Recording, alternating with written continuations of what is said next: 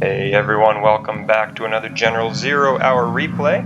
This is Scottagorn, and we are coming to you with a 4v4 on Iron Dragon map from September 27th of 2025. This is the second night where Modus and OneThree111 were able to come play with us and join the group.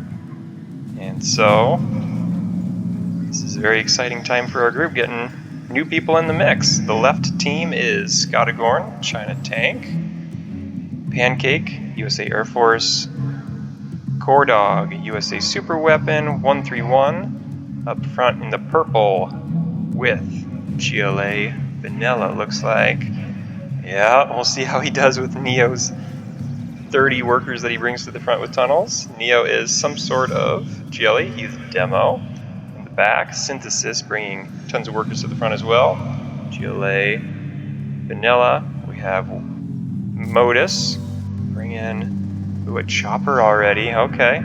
USA Vanilla, and Tytan. Where did that chopper go? It's yellow. Missed it. Where did it drop off at? Didn't get shut down, surely. No, it's right here in the middle. There we go. There it is. Okay. It drops it off. Thought about doing something with those oils there. Just gonna go see what it can do. The back, and I do believe it's going to Coredawg. Up front. Yeah, Neo has the middle of that defensive line, so he's gonna be able to garrison all those buildings. Hopefully, he's able to get a second supply going as well. Ooh, way back in the corner. Very nice, Modus. Love it. It's going to be hard to get Coredawg. For Coredawg to get back there, has a Comanche. Ooh, are the missiles going to be enough? Should be. Should be. That thing's only at 55. Yep, there it goes. There it goes down as Super Weapon shoots down it with one shot. And Titan and I are fighting over this middle line as well. Titan flaming out all of these buildings. I'm trying to run my units away from there. I just scattered infantry. He's not taking any chances. So I've bunkered off the middle with a bunker. Getting a second supply up front as soon as I can. And seeing that I have a bit of a route into his base, wanting to go after his supplies. Unfortunately, just two tanks, and I get distracted. I see this juicy, yummy war factory right there, and I just can't help myself. I gotta start firing on it. Ooh, there's a bulldozer too. I gotta fire on him too. All sorts of distracted. Was not focused. Should have just gone after those trucks, and maybe the oil in the back. That would have been much more productive. As it is, I just give Titan some experience points, some generals points against me. Coredawg up front with the barracks now, probably taking it upon himself to go for the middle. And yep, OneThree111 is finding out firsthand just what a Neo defense looks like. A little bit of green in there too from Synthesis. There's that second supply from Neo, very nicely done. And that must be, is that yellow Modus in the back now? Okay, he runs over some workers, runs over a lot of workers. Wow, that was really nicely done by OneThree111. Blows it up, doesn't take out the GLA hole. Yes, he does. Very nicely done. How far can Modus get with this group? It's just two guys here as well. Free range to Coredawg's base, but what does Coredawg have on the tarmac? Had a Comanche earlier. Now building more up to the front, so not much back in his base. Yeah, this is going to take a while. Just one single Humvee. Here we go, Pancake. Yeah. So the opposing team, the right team, drew about the hardest factions I can think of. I was a little bit worried with Titan being vanilla China. I knew he would have range. I wasn't thinking Inferno Cannon so much. I was thinking Nuke Cannon. So I knew I would want a mobile army, something tough to deal with Inferno Cannons, hence Battle Masters. They are double promoted at the beginning of the game, so that's good, but I was specifically wanting something that could push through Inferno cannons can't keep my distance from that bunker. He knew. On the flip side, Titan knew that I would not have range, so he is putting bunkers in various places. Wish I could have gotten that Lotus before it came out of the base. But anyways, yes, Pancake being USA Air Force is about the best draw we could get in the back, and Coredawg with the super weapon. Has the strategy center, and 131's got the defensive line up here. So even though Neo has the middle, has the extra resources, that's all Coredawg needs, is for 131 to have that line of defenses so that he can get those Auroras up and going very soon. Modus with more Humvees. Man, he can drive those around. You know, this whole game, I think I was thinking that yellow was Skippy. Ooh, there they are. That's the reason we played 1.06 for 3-4 years. That was the reason right there, Exhibit A. So Coredawg with the Alpha Aurora, Pancake with Comanches. I was making small inroads into Titan's base, not anything left for him to deal with these Comanches. I was thinking that Team 2, or the right team, would have to be putting defenses all around their bases to defend against those Comanches and slow them down. And that Lotus came in and stole the barracks out from underneath me. Of course, I pressed the sell button before it was captured, but that never seems to work. You can press it 2 or 3 times, it's never enough. Always that little bit of lag. But Gatling tank now in front, that'll get cleaned up soon, but that is enough to distract me. I'm not able to follow up what my partners are doing for me here, and not able to get into Titan's base very quickly. So, Pancake, I do see the pink in the middle of the map. Took out a supply. Modus trying to chase him around with Humvees. Now going for, yes, those middle supplies from Neo. Don't think he's got enough Comanches there to take out that oil before Modus's Humvees close in. But if you look in the back here, just, that's his one job. Pancake is very good at that. If he can just focus on one thing at a time, and if that thing is a kill strike in the back of their bases, he is deadly effective. There's a Super Aurora from Coredawg. Going after something in Modus's base, maybe? It's always a good idea with Alpha Auroras to focus on a USA base, because the USA structures themselves are not as strong as GLA, obviously. Bad timing for Coredawg to run out of power here. Oh, good timing. Good timing. There it is. See, that could have been a real death knell in my own base, because I was sending as much as I possibly could in forward, very slow troops, and all of this is very exposed back here. 131 did build a tunnel in my base, very nice of him. Yeah, those Humvees could have been a real problem for me. So Neo gets this huge defensive line, gets the extra supplies, which is so critical on this map. There's not much for supplies, so Neo should have a lot going for him. He's got a supply there. That's Neo's oil. Supply here. Had to rebuild it because of Pancake. That would be 3 supplies if you can keep them up and going with an oil. What is Neo able to do with it? Haven't seen much from him as far as offensive input. He's got the defensive line, so no one's getting through there. But would love to see him bringing in a line of buggies to challenge that row of tunnels from 131. Yeah, that was not the right group to run into for a few Emperor Overlords. Losing those, that's $6,000 at least. Titan got dozer hunted by Pancake earlier in the game, so just has the barracks. And I was telling Pancake about it while those troops are walking.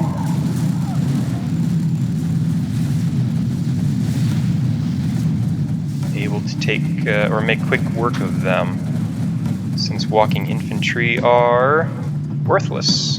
The the time being that they have to move from place to place.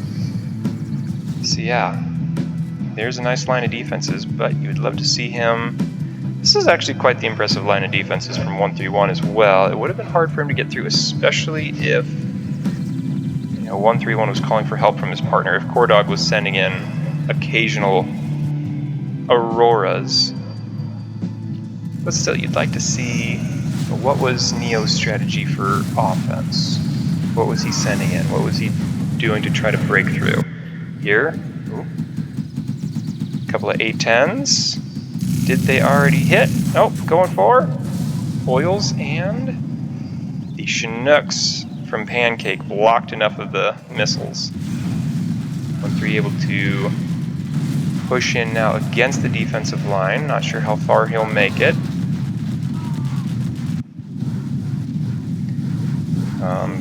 But Titan now being out on the south side. Maybe that was from another incursion from Pancake. I'm guessing the Comanches had something to do with the fact that there is no longer a barracks there. Modus doing whatever he can to seal off this entire open side of the map. Picks off my Black Lotus. Almost, maybe, no, not quite. But this is a lot of open ground to try to defend from Modus.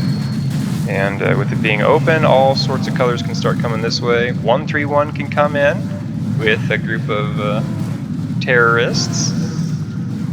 Pancake can fly around with the Comanches. Trying to keep the ECMs from engaging in these, from engaging those vehicles.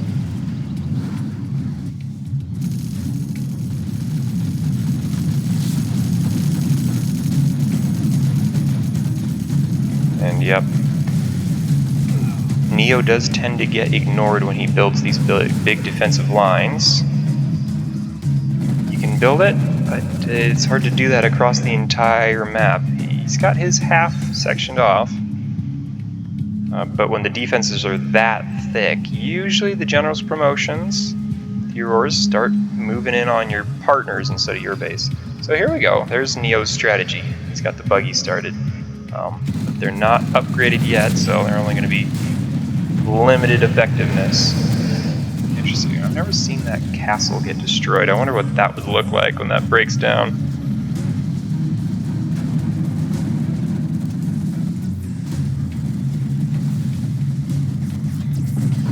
German Cal.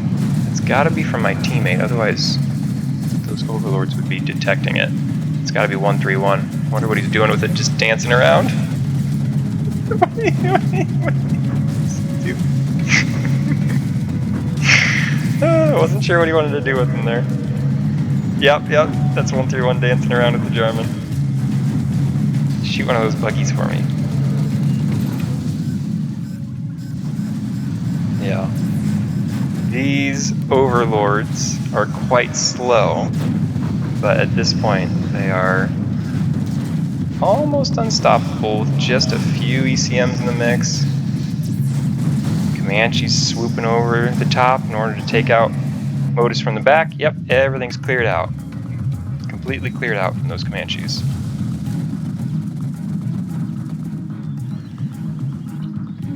And now Pancake goes swooping back to join with the rest of the crew that he's been making out of his just 2 airfields, I wonder.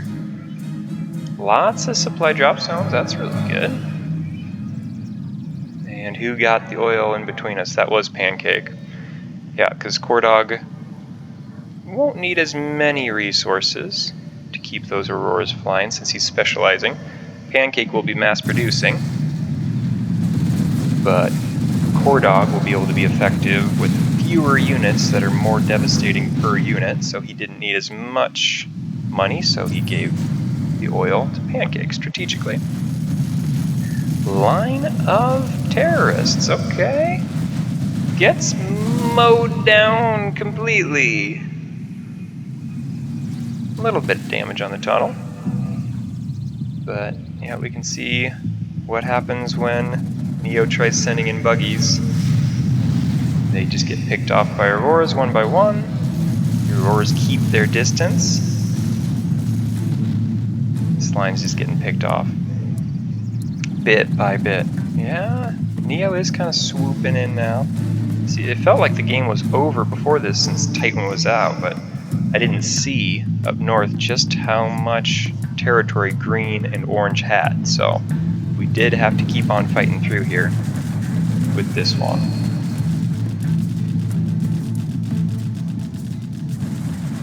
But at this point, Modus and Titan are both out.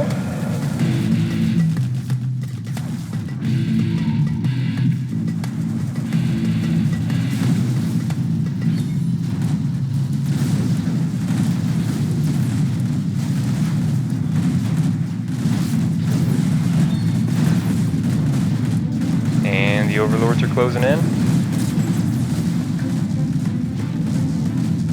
And here comes a drop of Battle Masters.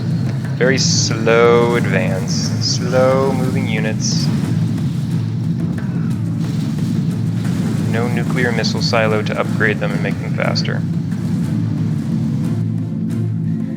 There's Pancake parked on the north side with almost 20 of those Comanches. Just flies right through the bullets and the missiles.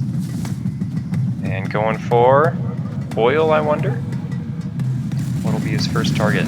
Does he run into quite a few quad cannons, actually? This will be kind of costly for him, but he's got enough mass to mow through all of those. Yeah. Even with 5 quad cannons when they're outnumbered 4-1 by Comanches. And coming up from the south side, another Overlord group. Picking through. There we go, Synthesis has been defeated. So, up on the north side, Neo did collect off of this 3rd supply for him for quite a long time. So he had a lot of money, but that money went into defenses.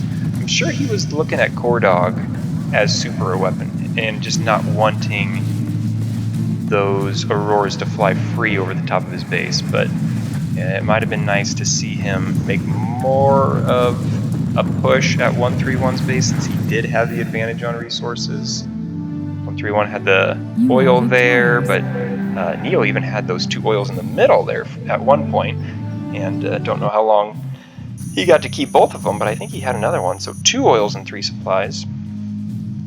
Wow. Even with all that, Pancake still had the most money from all those supply drop zones.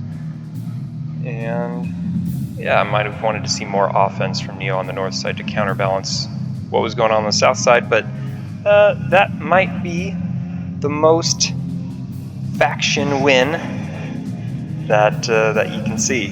With Pancake getting Air Force, which is his favorite in the back, and Coredawg, we've seen multiple replays even chronicling what he can do with those Auroras and how deadly he can be. So there's the buildings destroyed, tied for first between Pancake and Coredawg, and the Overlords sweeping in slowly for 12 for myself. And units destroyed goes to Pancake, Coredawg as well. So the back players really were free to run around and have a heyday on that map. Great to play with 131 and Modus, and many, many more to come. Great games.